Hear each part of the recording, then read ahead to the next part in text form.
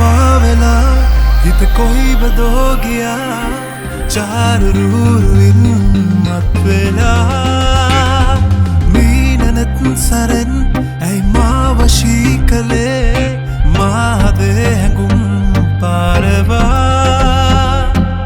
मलवारे मलमी वेवा इल्मा से पिन्ने नेवेवा मलदुन्ने वीदे रस्माना मल्ही सरवसे मंगावा सलागी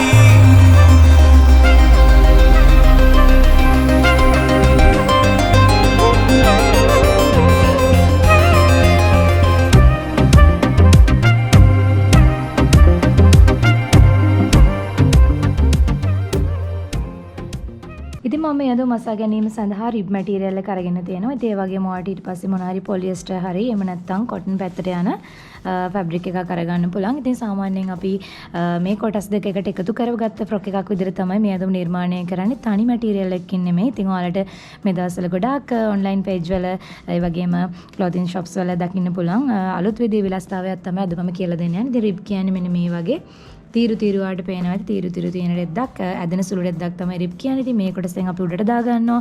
ඒ වගේම පහළ ස්කර්ට් කොටස සඳහා මේ වගේ සාමාන්‍ය වෙනත් ඇදෙන්නේ නැති රෙදි කොටසක් භාවිතා කිරීම තමයි මේ ඇඳුමේදී කරගන්නේ. ඉතින් නම් බලමු අපි කොහොමද මේ ඇඳුම කරගන්නේ කියලා. මුලින්ම පැටර්න් එක ක්‍රියේට් කරගන්න තමයි ලෑස්ති වෙන්නේ. මම මේ දර රේඛාවක් ඇඳ ගන්නවා. අපි 60 කොටසේ පතුර මුලින්ම සකස් කරගනිමු. ඉතින් බේසික් බ්ලොක් පාඩම වලට නැවත බලන්න පුළුවන් ආධුනික කෙනෙක් නම් ඉතින් ඒක බලලම මේ පාඩම බලන්න. එතකොට මූලික පතරම සකස් කර ගැනීම නැවත ඔයාලට අධ්‍යයනය කරමින් කරගත්තම් පහසුවෙන්ම මේක ඉගෙන ගන්න පුළුවන්. ඉතින් මුලින්ම මම කරන්නේ මගේ උරහිස ප්‍රමාණය මේ විදිහට දෙකට බෙදාගෙන ඉදිරියට ලකුණු කරන උරහිස රේඛාවේ. ඊට පස්සේ ඒ ප්‍රමාණය මේ විදිහට පහළට ලකුණු කරගන්න. දැන් ඒ හරහා යන මේ විදිහට රේඛා අඳින්න පුළුවන්.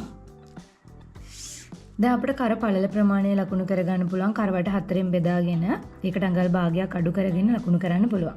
කරවට 4ෙන් බෙදුවා වගේට අඟල් භාගයක් අඩු කරගන්න ඕනේ. ඊට පස්සේ කරවට 4ෙන් බෙදුවා වගේ මේ විදියට පහළට ලකුණු කරමින් මෙන්න මේ වගේ කර්ව් ෂේප් එකක් ඇඳගත්තොත් අපි ඒකට කියනවා මූලික කර කියලා. මූලික කර හැඩය මුලින් ඇඳගන්න. පසු ඔයාලට අවශ්‍ය නම් කර පළල කර යවුර වෙනස්කම් කරගන්න පුළුවන්.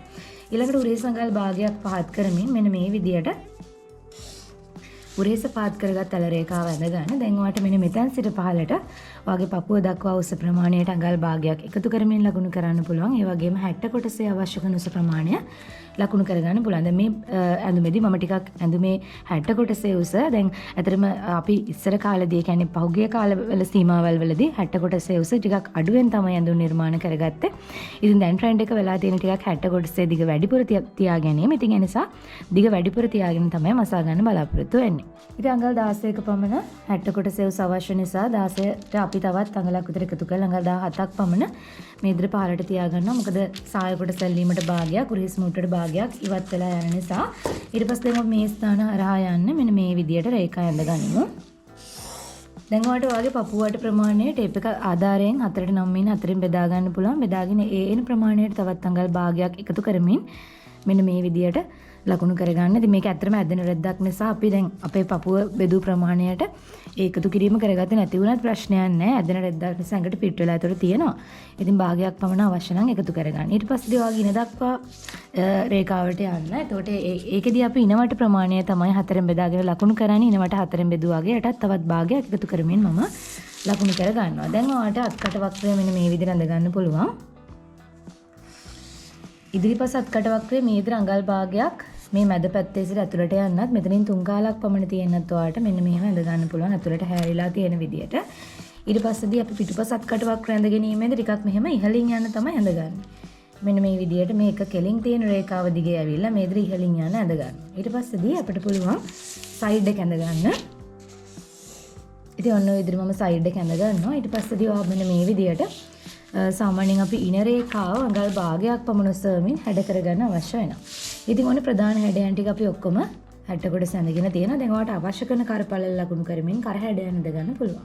ඉතින් මේකෙදි මට දැන් අපි කරවට ප්‍රමාණය 4න් බෙදාගෙන භාගයක් අඩු කරගෙන තමයි ලකුණු කරගත්තේ. එහෙම නැතිව මං චුට්ටක් කරවට 4න් බෙදුවා වගේ මේ ඉදිරි මේ පැත්තට තියා ගන්නවා. ඉතින් පහතර තබා ගැනීමේදී කරවට 4න් බෙදුවා වගේට අඟල් භාගයක් පමණ එකතු කරගෙන තියා ගන්නවා. පිටුපස කර්මම අඟල් 1/4ක් පමණ පහළින් තියා ගන්නවා.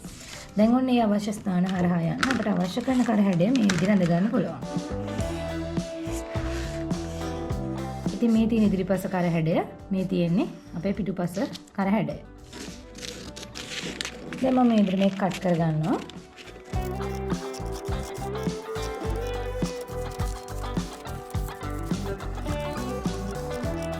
ඊළඟට අපි අත කොටසේ පතරම සකස් කරගන්න තමයි ලෑස්ති වෙන්නේ. ඉතින් ඔයාලට පුළුවන් ඔය ආර කලින්ම උරහිස දෙකෙන් බෙදුමින්ම පහළට ලකුණු කරගත්තා. ඒ කියන්නේ ඔයගේ අත්කට ඇඳ ගැනීම සඳහා තබාගත්ත මෙන්න මේ රැගල් උස ප්‍රමාණය. මෙතන ඉඳන් මෙතනට තියලා තියෙන ප්‍රමාණය පහළට මේ විදිහට ලකුණු කරගෙන ඔන්න ඔය විදිහට රේඛාවක් අපි මෙන්න මෙහෙම ඇඳ ගන්නවා. මේ පැත්තට ඉතින් මෙතනින්ම යන රේඛාව මෙහෙම ඇඳ ගන්නවා. ඔය බොක්ස් එකේ ප්‍රමාණය තමයි අපිට අතට අවශ්‍ය වෙන්නේ. ඊළඟට ඔයාලට පුළුවන් ඔයාගේ උරහිස 4න් බෙදූ ප්‍රමාණය මෙන්න මේ විදිහට මේ පැත්තට ලකුණු කරගන්න. මේ විදිහට ලකුණු කරගෙන මේ විදිහට ඇල රේඛාවක් ඇඳ ගන්න ඕනේ. මේ ඇල රේඛාව සමාන කොටස් 4කට මෙන්න මේ විදිහට බෙදා ගන්න. බෙදාගෙන මෙතනින් ඇතුළට භාගයකුත් මෙතනින් එළියට භාගයකුත් තියලා මෙන්න මේ විදිහට ඒ හරහා යන අත්කට වක්‍රය ඇඳ ගන්න ඕනේ. ඊට පස්සේ ඔයාලට අවශ්‍ය කරන අතදිග ප්‍රමාණය මේ විදිහට මෙතන සිට ලකුණු කරන්න පුළුවන්. අවශ්‍ය අතදිග ප්‍රමාණයට තවත් අඟල් 1/2ක් ඔයා එකතු කරගෙන මේ විදිහට ලකුණු කරගන්න. දැන් එතනින් මේ විදිහට ඔයාලට රේඛාවක් අඳින්න පුළුවන්. මේ රේඛාවත් මේ විදිහට දිගු කරගන්න. දැන් ඔයාලට අවශ්‍ය කරන අත අගවට ප්‍රමාණය මැනලා අරගන්න. ඒක දෙකෙන් බෙදාගෙන මේ විදිහට තවත් ඒකට භාගයක් විතර එකතු කරමින් ලකුණු කරගන්න. දැන් මේ ලකුණු කරගත්ත ස්ථානය හරහා යන්න ඔයාලට අක්කට හැඩයන් ඇඳ ගන්න පුළුවන්. ඉතින් මේ විදිහට මම දිගු අත ඇඳගෙන තියෙනවා. දැන් අපිට මේක කට් කරගන්න පුළුවන්. දැන් මේ විදිහට අපි කපා ගනිමු.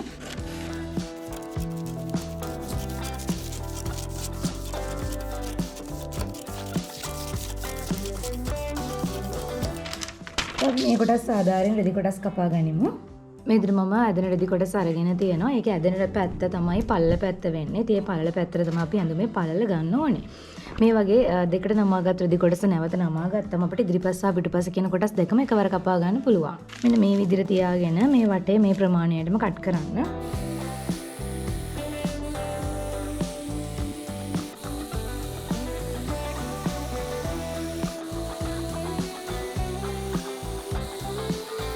මේ විදිහට කපාගෙන අපි මුලින්ම කරන්නේ පිටුපස පළුව ඉවත් කරගන්න. ඉවත් කරගෙන ඉදිරිපස පළුවේ ගන්නට ඉතුරු ටික කට් කරගනිමු.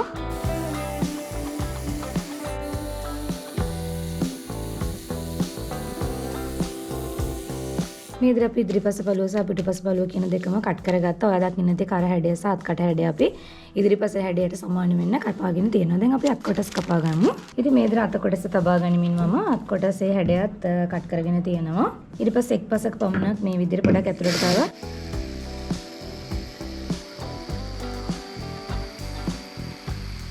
විදිහට කාලක් පමණ හාරමින් කපා ගන්න. මේ විදිහට කට් මාක් එකක් අපි පැත්තට දා ගන්නවා. ඊට පස්සේ මෙන්න මේ විදිහට හරි මැදත් කට් එකක් දාලා තියාගන්න. රත කොටසත් අපි කපාගෙන අවසන්. ඊට පස්සේ ඔයාලට කරපටිය සඳහා පොඩි කොටසක් කපා ගන්න පුළුවන්. ඉතින් මේ විදිහට රෙදි කොටසක් අරගෙන සාමාන්‍යයෙන් අඟල් 1/2ක් පමණ පළලට තියෙන කපා ගන්න. මේ වගේ චූටි කරපටියක් තමයි අපි කරවටේට එකතු කරගන්නේ. ඉතින් අඟල් 1/2ක් ඔයා කැමති නම් ටිකක් පළලට ගන්න අඟල් 2ක් විතර පළල රෙදිපටි කොටසක් මෙන්න මේ විදිහට කපා ගන්න. දැන් අපි ස්කර්ට් කොටස කපා ගන්න තමයි ලෑස්ති වෙන්නේ. ඒ සඳහා මෙන්න මේ විදියට දැන් අපි මේ තියෙන අස්වාටිය පැත්තනේ. ඒතර මේ තියෙන රෙද්දේ පළල පැත්ත. ඉතින් අස්වාටිය පැත්ත මේ විදියට දිගට අල්ලගෙන ගිහිල්ලා ඔයාලට අවශ්‍ය කරන සායෝසමෙන් දෙගුණයක් අතර මේකෙ රෙදි අවශ්‍ය වෙනවා. ඉතින් ඒ නිසා ඔන්නෝම නමා ගන්න ඕනේ. අපි සාමාන්‍යයෙන් ගත්තොත් මේ වගේ ඊනට රැලි තබමින් මසන ප්ලේයර් ස්කර්ට් එකක් කරගන්න යාර 3මාරක්වත් අරගෙන මෙන්න මේ විදියට උසින් ඉස්සෙල්ලම දෙකට නමා ගන්න. උසින් දෙකට නමාගෙන ඔයාට මෙන්න මේ විදියට රෙද්ද බයස් පැත්තට නමන්න පුළුවන්. මේ බලන්න මේද ත්‍රිකෝණාකාර හැඩයක් එන විදියට රෙද්ද බයස් පැත්තට නමා ගන්න. ඉතින් ඔන්න මේ විදිහට අපි ලස්සනට අපේ බයස් අතර රෙදි කොටස නමාගෙන තියෙනවා. දැන් මෙතනින් අපිට ඉන කපා ගන්න පුළුවන්. එතෙන් සිට පහළට අවශ්‍ය කරන සාය එවස ලකුණු කරමින් සාය කපා ගන්න පුළුවන්. ඉතින් සාමාන්‍ය වෙනද ප්ලේඩ් ස්කර්ට් එකක අපි ඉන කපද්දී මෙන්න මෙතනදී ඉන කපා ගන්න අපේ ඉනේ ගානටම. නමුත් මේකෙදී අද ඉන රැලි කර ගැනීමක් කරන නිසා ඉනට වඩා විශාල වෙන තමයි ඉන කපා ගත යුතු වෙන්නේ. කොහොම නමුත් ඔයාගේ එතන තියෙන ඉනවට ප්‍රමාණය මැනගන්න මුලින්ම ඒකට සාපේක්ෂ වටක් තමයි මෙතනදී කට් කර ගැනීම කරන්නේ. ඉතින් මේ ගවමේදී ඔයා පහතටම ඉන දාගන්න නිසා ඉහළ ඉනවට නෙමෙයි පහළ ඉනවට මැනගන්න. සාමාන්‍යයෙන් 34ක් විතර මගේ මෙතන මැනගෙන තියෙනවා මම. ඊට පස්සේ ඒ ප්‍රමාණය අපිට සාමාන්‍යයෙන් ගත්තොත් මේ විදිහට හතරෙන් බෙදාගත් වගේ අගයක් තමයි normally මෙතන වක්‍රයේ හැඩය එන්න ඕනේ. නමුත් මේකෙදී අපි ඒ ප්‍රමාණයට වඩා වැඩි ප්‍රමාණයක් අනිවාර්යෙන් මෙතනදී තියාගන්න ඕනේ මේක රැලි කරගන්න නිසා. ඉතින් ඒ නිසා හතරෙන් බෙදාගත් ප්‍රමාණයට වඩා වැඩි වක්‍රයක් ඔයාලට මෙතනදී ඇඳ ගැනීම සිදු කරගන්න පුළුවන්. අපි ඉතින් මේක මේ විදිහට හතරෙන් බෙදාගනිමු. හතරෙන් බෙදාගත්තාම මේ ලැබෙන ප්‍රමාණය සාමාන්‍යයෙන් 8හමාරක් වගේ. එතකොට මේ විදිහට මෙතනදී 8හමාරක් තිබ්බම ඇතිනේ. නමුත් අපි 8හමාරට වඩා සාමාන්‍යයෙන් ගත්තොත් මේක රැලි කරගන්න තව 9හමාර 10හමාර 11හමාරක්වත් තියාගන්න ඕනේ. ඉතින් එහෙනම් 11හමාරක වගේ අගයක් එන්න අපි ඒක ඇත්තටම සයිඩ් මහන් වාසියත් එක 12ක් කියලාම ගනිමුකෝ. තියෙන විදිහට මේ වක්‍රය මෙතන මෙන්න මේ මැද ගන්න නම් ඔන්න ඔය වගේ දල වශයෙන් බලන්න කොච්චරක්ද මේ හැරි තියෙන්න ඕනි කියලා. ඒ විදිහට බලලා එතනට ඇඟිල්ල තියාගෙන මේ උඩ පැත්තට ටේප් එක අරගෙන යන්න කෝණයක දක්වා කොච්චර දුරක් තියෙනවද කියලා බලන්න. දල වශයෙන් අඟල් 15ක් පමණ තියෙනවා. ඉතින් මේ 15 ප්‍රමාණයේ තියෙන මුලින්ම අපි මෙතනින් වක්‍රයක් ඇඳගෙන බලමු ඒ වක්‍රයේ තියෙනවද කියලා අපි බලාපොරොත්තු වෙන ප්‍රමාණය. මෙතන සිට මේ විදිහට අඟල් 15 ප්‍රමාණය අපි වක්‍රය ඇඳ ගැනීම සඳහා ඔන්න ඔය විදිහට ඇතින් තබා ගනිමින් ඇඳ ගන්නවා. දැන් මේ ලක්ෂ ටික මේ විදිහට කනෙක්ට් කරගන්න. දැන් බලන්න මෙතන අඟල් 12ක් පමණ අපිට අවශ්‍ය කරන ප්‍රමාණය තියෙනවාද කියලා මේ විදිහට මැනලා බලන්න පුළුවන්. ඉතින් ඔයාලට පේනවා ඇති සාමාන්‍යයෙන් හරියටම අඟල් 12 ප්‍රමාණය ඇවිත් තියෙනවා. ඉතින් දැන් අපිට මේ වක්‍රය කට් කරගන්න පුළුවන්. ඒක කට් කරගන්න කලින් සායේ උස ප්‍රමාණය ඔයාලට අවශ්‍ය කරන පරිදි මෙතන සිට පාතට මැනගෙන ඒක ලකුණු කරගෙනමු. ඉතින් දැන් අපි ස්කර්ට් එකේ අවශ්‍ය කරන උස ප්‍රමාණය ලකුණු කරගන්න තමයි යන්නේ. මට 39ක් විතර අවශ්‍ය වෙනවා. ඉතින් ඒ නිසා 39ට අඟල් භාගයක් එකතු කරලා 39හමාරක් ලකුණු කරගත්තම ඇති. ඉතින් මම ඒක පොඩ්ඩක් බැලන්ස් වෙන අඟල් 40ක් විතර ලකුණු කරනවා. ඒතර වැඩි ටික මට වුණොත් ඉවත් කරන්න පුළුවන්. ඉතින් ඔයා කැමති විදිහට ඒක කරගන්න. මෙන්න මේ උඩ රේඛාවේ සිට පහළට ගත්තොත් මෙන්න මේ විදිහට දැන් එහෙනම් අපිට අවශ්‍ය කරන මිම්ම 40 ප්‍රමාණය ලකුණු කරන්න පුළුවන්. හැබැයි මේක මේ විදිහට මෙහෙම හෙට මෙහෙට කරමින් කරන්න පැතර වෙනස් වෙනවා. මට ඔයාලට පෙන්වන්න බෑ. කැමරයකට තියෙන නිසා තමයි මම හෙට මෙහෙට කරමින් කරන්නේ. හරි විදියට ඔය විදිහට සමතල ප්‍රශ්නයක තියාගෙන අඟල් 40 පැහැදිලිව මෙහෙම හරියට ලකුණු කර ගන්න. ටිකෙන් ටික ඔයාගේ අර ඉන රේඛාව ඈත් කර පහත හැඩය ඇඳ ගැනීම කරගන්න ඕනේ.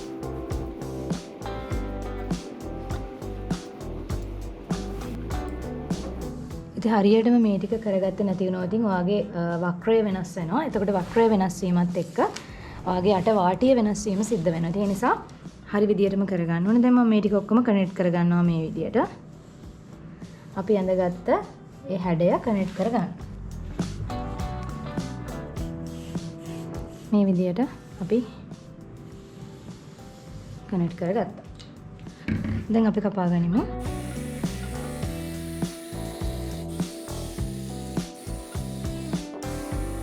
යටවාටි අපි කපා ගත්ත ඉන වක්‍රය කපා ගනිද්දී ඉහළට මුට්ටු වෙන අඟල් භාගයක වාසි තියමින් කපන්න. ඉතින් ඔන්න විදිහට අපි සාය කොටස කට් කරගෙන තියෙනවා. දැන් ඔයාලා බලනවා වගේලගේ ඉනට වඩා අනිවාර්යයෙන්ම මේක වැඩි වෙලා කැපිලා තියෙන. ඒ වගේම දැන් මේකෙදි මම මේ සයිඩ් එකත් අපි වෙන් කර ගන්නවා. දැන් මේ විදිහට ගත්තොත් බලන්න ඔයාගේ ඉනට වඩා අනිවාර්යයෙන් මේ ටික විශාලයි. ඉතින් අපිට මෙන්න මේ විදිහට ලස්සනට රැලි කරමින් ඉන සකස් කරගන්න පුළුවන්. මේ විදිහට අපි සියලු කොටස් කපාගෙන තියෙනවා. දැන් යමු මහ ගන්න.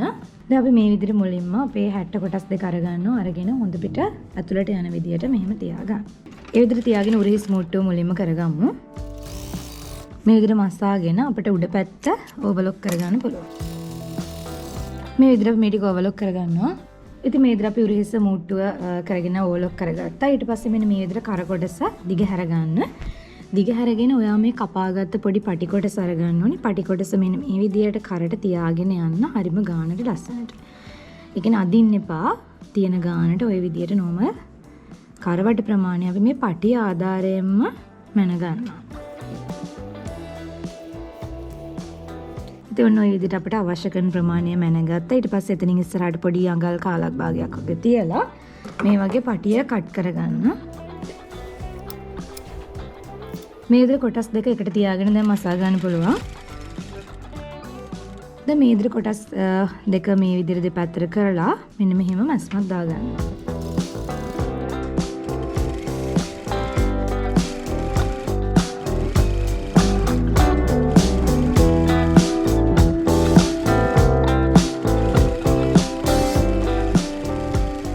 ඒත් අපි වටේ මසා ගත්තා. දැන් අපිට මේ විදිහට අපේ පටි කොටස මෙන්න මේ වගේ අර උරිහිස් මූට්ටුවක් තියෙන තැනකට වගේ තියාගන්න. තියාගෙන වටේට මහගෙන යන්න. පටි කොටසේ මූට්ටු උරිහිස් මූට්ටුවක් තියෙන තැනකට තියාගෙන මේ විදිහට වටේට මහගන්න. ඉතින් ආධුනික කෙනෙක් නම් මේ වගේ දෙයක් මහද්දී යාට පින් ගහ ගන්න පුළුවන්. පින්ස් ගහගෙන හදාගන්න.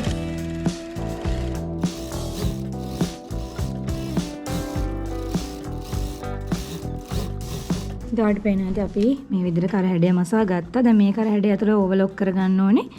ඕවර්ලොක් කරගෙන මෙන්න මේ පැත්තට තියලා මේ මැස්මක් දාගන්න. එතකොට තමයි කර උඩ පැත්තට හොඳට පෙරලිලා තියෙන්නේ. ඉතින් මේ විදිහට මම ඕවර්ලොක් කරගෙන තියෙනවා. ඉතින් මග්ගාවේ ෆ්ලැට් ලොක් එකක් තියෙන අතර මේ වගේ එකක් අපි නිර්මාණය කරද්දී ෆ්ලැට් ලොක් එකෙන් තමයි කරගන්න ඕනේ. නමුත් ඔයාලට ෆ්ලැට් ලොක් නැති නිසා මම මේ විදිහට සාමාන්‍ය විදිහට කරගන්න ආකාරය තමයි කියලා දෙන්නේ. ඉතින් ඔන්න දැන් මේ විදිහට තියාගෙන අපි එළිය පැත්තෙන් මෙන්න මේ මූට්ටු කොටස අර කරපේසින් පැත්තට නෙමේ හැට්ට කොටස පැත්තට වෙන තියලා මැස්ම දාගෙන යනවා. මේ විදිහට මේ මසාගත් මූට්ටු කොටස හැට්ටේ පැත්තට වෙන තියන්න. ඉතින් මේ අවුට්ලයින් එක ඇද කරගන්න එපා. සමාන දුරකින් ලස්සනට ගහගෙන යන්න ඕනේ. මේ වගේ කරසට බැලුවොත් සමාන දුරකින් ගහන්න.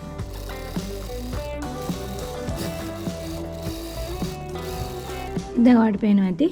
දැන් අපි මේ දරත කොටස උරිහිස මූට්ටු කරගත් හරි මැදට තියාගෙන මෙන්න මේ විදියට මා ගන්න තමයි ලෑස්ති වෙන්නේ.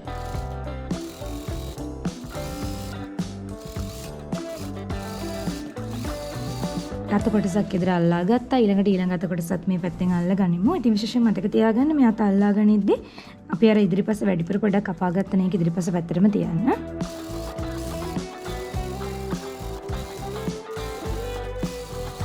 අපිට අත්කට ඕවර්ලොක් කරගන්න පුළුවන්. ඉතින් මේ විදිහට අපි අත්කටවල ඕවර්ලොක් කරගෙන තියෙනවා. දැන් අපිට තියෙන්නේ සාය කොටස 60 කොටසට තියලා මසා ගන්න. ඒ සඳහා 60 කොටස මේ විදිහට දෙකට මැද හරි මැද හොයා ගන්න ඕනේ. මෙහෙම නමාගෙන ඔයාලට පුළුවන් හරි මැදට මේ විදිහට කට් එකක් දෙන්න. දැන් මේ විදිහට ස්කර්ට් කොටස අරගන්න. අරගෙන ඔයාලට අපි අර හදාගෙන තියෙන ඉන පැත්තට නූලක් අදිමින් රැලි කරගන්න පුළුවන්.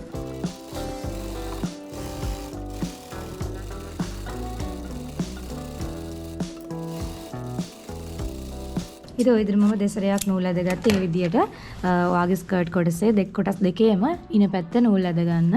ඉතින් මේ විදිහට ස්කර්ට් කොටසෙත් ඔයාලට පුළුවන් දෙකට නමාගෙන දැන් හරි මැද තියෙන්නේ කොතනද කියලා හොයාගන්න.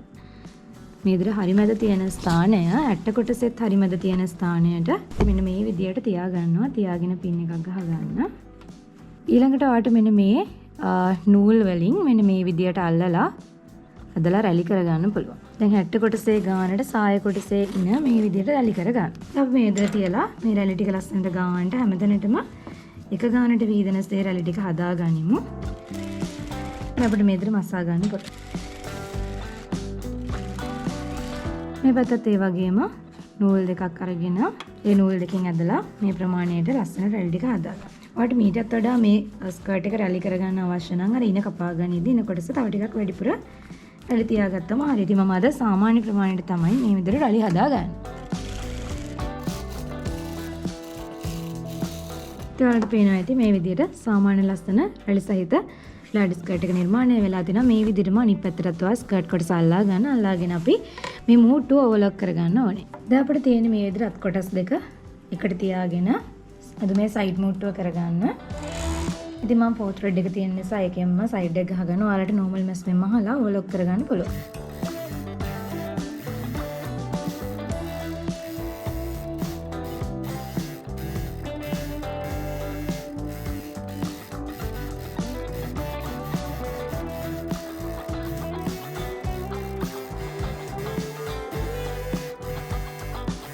ඒ විදිහට මසාගෙන මම දැන් මේ විදිහට යටවාටියත් ඕවර්ලොක් කරගන්නවා. යටවාටිය ඕවර්ලොක් කරගෙන එක්වරක් අපි නවලම හමු.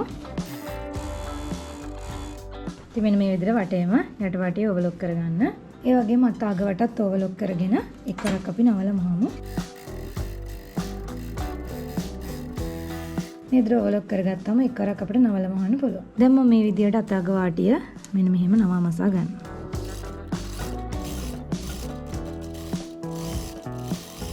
දැන් මේ විදිහට මම යටවාටිය ඔලොක් කරගෙන තියෙනවා. අපි දැන් එක්වරක් නමලා යටවාටිය මසා ගනිමු.